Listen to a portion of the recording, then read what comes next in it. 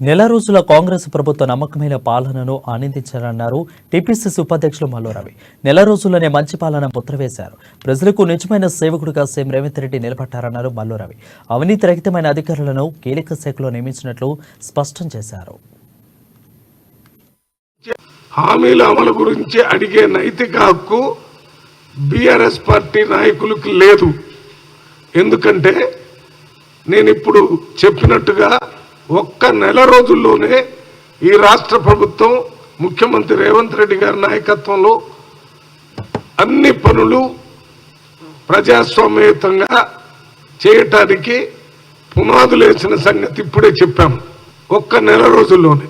కానీ బీఆర్ఎస్ ప్రభుత్వం ప్రమాణం స్వీకారం చేసిన తర్వాత 2 నెలల 6 రోజుల వరకు మంత్రివర్గాన్ని ఏర్పాటు చేయకుండా పరిపాలనని గాలికి వదిలేసి 4 కోట్ల మంది తెలుగు ప్రజల్ని పట్టించుకోకుండా ఉన్నారు.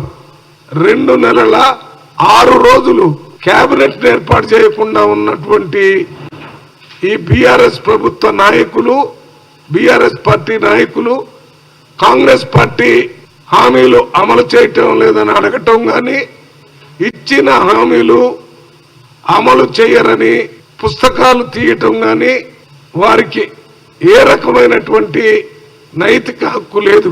2 నెలల 6 రోజుల్లో చేయనటువంటి కేబినెట్ నే ఫామ్ చేయనటువంటి బీఆర్ఎస్ పార్టీ నెల రోజుల్లోనే ప్రభుత్వంలో సకల జనులకి సంబంధించిన సమస్యలకి మొట్టమొదటిగా ప్రజాస్వామ్య పరిపాలనను పునరుద్ధరించడం, ప్రగతి భవన్ పేరులో జరుగుతున్న అణిచివేతకి వ్యతిరేకంగా ప్రగతి భవన్ ని ప్రజాభవన్గా మార్చడం, అక్కడ ప్రజల యొక్క కష్ట సుఖాలని ప్రతిరోజు వినటానికి ప్రభుత్వమే అందుబాటులో ఉండటం, ముఖ్యమంత్రి, మంత్రులు, అధికారులు ఇవన్నీ ఒక్క నెల రోజుల్లోనే చేస్తే మీరు 2 నెలల 6 రోజుల వరకు అసలు కేబినెట్నే ఏర్పాటు చేయకుండా, ప్రజల్ని పట్టించుకోకుండా, ప్రభుత్వం అంటే మీ సొంతం ఒక రాజు పరిపాలనలాగా కావాలంటే నేను 2 నెలలు కేబినెట్ లేకుండానే ప్రజల్ని పరిపాలిస్తానని చూపించినట్టు మీకు వెంటనే ప్రమాణ స్వీకారం చేసిన వెంటనే